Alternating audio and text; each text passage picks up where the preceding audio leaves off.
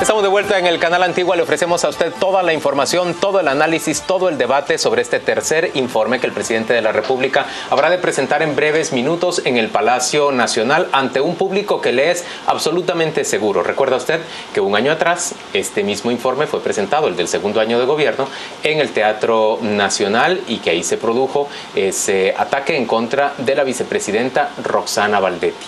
Mientras el presidente convoca a su gabinete y al cuerpo diplomático al Palacio Nacional, en el Congreso de la República los diputados sesionan. Se instala la nueva junta directiva del Congreso y bueno, padecen el desaire de un gobernante que por segundo año consecutivo prefiere no llegar al pleno del legislativo para presentar su informe ante lo que él dice el riesgo de que se produzcan hechos bochornosos por parte de la oposición, y tienen que sesionar cada uno en un ámbito distinto.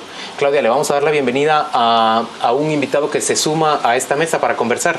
Claro que sí, Renzo Rosal, gracias por acompañarnos. Y a propósito de que Renzo Rosal se encuentra acá, hay también un informe que se ha emitido esta semana. No es el informe del presidente, pero es un informe que cuenta las costillas a 3 años de gobierno de Otto Pérez Molina. Renzo, en brevísimas líneas, ¿a qué conclusión llega el informe que han presentado con el programa de opinión pública de la Universidad Rafael Andívar? Bueno, muchas gracias. Este es un informe que presentamos año con año, es decir, siempre un informe de gestión del año anterior.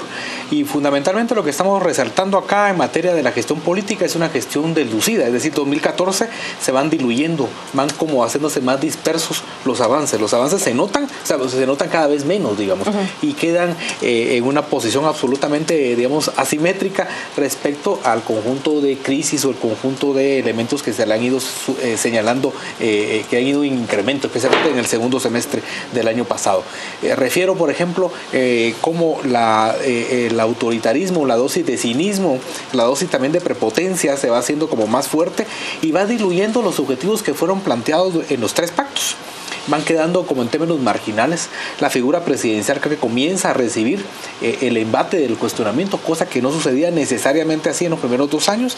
Vemos que el año 2014 ya fue en la práctica un año preelectoral, a diferencia de otras gestiones donde el año electoral es el que le toca, digamos, en este caso el 2015, el 2014 tuvo muchísimos indicadores, muchos rasgos de manejo electoral, quedó como resultado, digamos, como en materia de los programas sociales se fueron cada vez más cayendo en lo mismo que el Partido Patriota había descalificado, cuestionado del gobierno anterior en términos de programas clientelares, etcétera. Eso volvió a verse la tónica el año pasado, y creemos también que el presidente se convirtió en una especie de protector de impunidad de funcionarios de su propio gobierno que estuvieron en la picota, señalados de muy diversas formas, y el presidente, en lugar, digamos, de tomar distancia respecto a eso, se convirtió perdió, digamos, de alguna forma la figura de presidente, y comenzó a ser un protector de esos propios funcionarios. Me refiero a la misma vicepresidenta, a Woody Rivera, a Vernon González, a la Vera de León, buena parte de su gabinete que estuvo involucrado en varios señalamientos. Un presidente deslucido. Hoy hay un hecho concreto y tiene que ver con la aceptación de la renuncia de esta persona que era subdirector de logística de la Policía Nacional Civil, una vez que 2 medios de comunicación, Contrapoder uno de ellos, puso en evidencia pues una serie de robos, de saqueo de fondos de la policía en esa entidad. El presidente le acepta la renuncia, pero no parece haber un esfuerzo por investigar y, en caso de que resultara culpable, pues castigar a la persona que robó fondos públicos. Perfecto, entonces con este ejemplo del día de hoy, digamos, entre ayer y hoy, se confirma esto que estoy mencionando, y que también cuando hablamos de deslucido tiene que ver con que, si bien se reconocen, como ya se hacía en el segmento anterior, algunos avances en materia del Pacto de Seguridad, Justicia y Paz, que no entro en detalles, pero que hay algunos avances. ¿Pero que esos compartís? Avances, en alguna medida, creo que sí, por supuesto. Aquí el informe lo que habla es la reducción del número de homicidios, secuestros, algunos otros delitos importantes. Sin embargo, eso queda venido a menos cuando lo que tenemos es un Ministerio de Gobernación metido, involucrado, señalado, digamos, de muchísimos casos de corrupción, la Policía Nacional Civil al centro, y por supuesto el otro institución del mismo ministerio, el sistema penitenciario, la Dirección General Penitenciaria, obviamente en trapos de cucaracha, totalmente cooptado, y donde el punto central fue el llamado caso Lima, digamos. Nicolás, ¿cómo puede el ciudadano común hacer balance entre estos hechos notoriamente negativos, hablamos de la corrupción, por ejemplo, o el caso del descubrimiento de una red corrupta también en presidios con un reo como Byron Lima al frente. ¿Cómo puede hacer balance entre esos hechos y los méritos que tú señalabas y que yo también comparto? Por ejemplo, el que se haya mantenido una política de Estado que consigue reducir hasta 31 por 100,000, cuando veníamos de 43 por 100,000, el número de muertes violentas en Guatemala. Bueno, el problema es que el ciudadano no hace balance, descalifica todo el aparato estatal y descalifica que el gobierno puede actuar por el bien colectivo. Y ese es el problema que se tiene en Guatemala, que la ciudadanía no confía en el Estado para absolutamente nada. Sí, y esa descalificación, me interesa la opinión aquí de Renzo, es lo que nos impide. Esa mentalidad que tenemos los guatemaltecos. De todo o nada. Sí, exactamente, que el gobierno no sirve para nada, cada gobierno es peor que el anterior, entonces eso incentiva la evasión fiscal, la gente no quiere pagar impuestos, no quiere inscribir sus negocios. Esa es la reacción total que se tiene el ciudadano, es una reacción racional. Pero es una pregunta interesante, porque si le colocamos ejemplos o le colocamos las frases correctas es: baja la tasa de homicidios 2 puntos. El último gobierno de Álvaro Colón, la baja en la tasa fue de 5 puntos, en este año es de 2 puntos.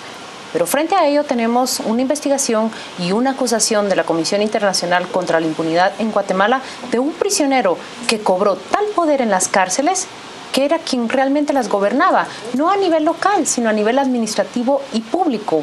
¿Cómo puede sopesar un ciudadano informado esas dos informaciones? Baja la tasa de homicidios en 2 puntos, pero descubrimos que un ministro coloca al menos 3 decenas de recomendados de un prisionero a cargo de las prisiones. Renzo. Creo que ahí lo que vemos es cómo se han hecho más visibles las incongruencias. Es decir, el doble discurso, el doble o hasta el triple discurso. Porque yo creo que la ciudadanía también, más allá de informada, por ejemplo, en materia de seguridad, que lo que estamos hablando, si siente, si percibe avances fuertes, pues lo tendrá que manifestar. Es decir, cuando los avances son difusos, son lentos, en buena medida envuelven contradicciones, pero encima de todo son a veces pequeños. Sabemos perfectamente que reducir de 34 a 31 cada punto porcentual implica un gran esfuerzo e implica muchos recursos, pero la ciudadanía no lo percibe. Es decir, cuando lleguemos en Guatemala en algún momento, ojalá, a tener una tasa de homicidios por 100,000 habitantes de 24, menos de 22, 20. Menos de 20 inclusive, por supuesto que la ciudadanía seguramente sí lo va a sentir en carne propia, en positivo. Pero ahora, cuando las reducciones son pequeñas, aunque ya sabemos que hay esfuerzo, pero encima de todo, lo que tenemos del otro lado, los escándalos, son de una magnitud enormemente mayor, pues termina siendo, digamos, cualquier materia ciudadana, el balance termina siendo igualmente negativo. Pero a mí me interesa preguntarle un poco más a Nicolás sobre esa drasticidad de los guatemaltecos a la hora de hacer juicios. ¿Por qué resultamos incapaces de establecer balance? Hay hechos que pueden ser considerados positivos y que ojalá se mantengan en una futura administración. Digamos, el desarrollo de políticas intergubernamentales para reducir el número de muertes violentas y para prevenir crimen. Hay hechos, por supuesto, que son enormemente criticables, como las que ya hemos descrito acá. Corrupción en la Policía Nacional Civil y corrupción también en presidios. Pero ¿cómo logramos hacer ese balance y no atarnos exclusivamente con un todo o nada? Bueno, es que esa descalificación que hacemos los guatemaltecos es en cierto sentido racional. Es una reacción racional y también un tanto emocional a ser insultado de los casos sonados de corrupción, pero son ofensivos en lo extremo. Claro. Sí, entonces, y al mismo tiempo se les dice al guatemalteco: tienes que pagar más impuestos para aquí porque hay falta de gasolina allá, pero de ahí se toman las fotos de las autopatrullas ahí parqueados enfrente de centros de cirugía plástica y qué sé. La corrupción no ayuda a limpiar la imagen del gobierno de Guatemala porque todavía no lo merece. Yo entiendo por qué se descalifica. Nosotros como analistas tratamos de hacer el balance. El ciudadano está ocupado. tiene muchas cosas que hacer.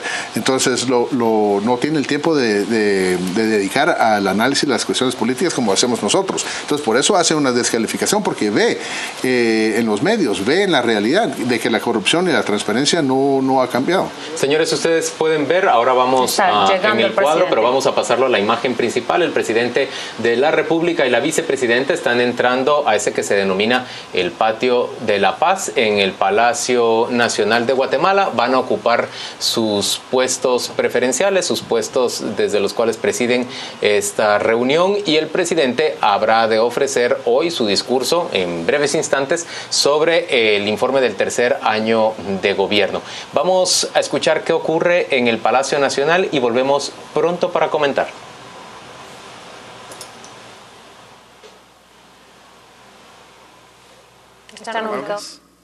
Para dar inicio a esta actividad.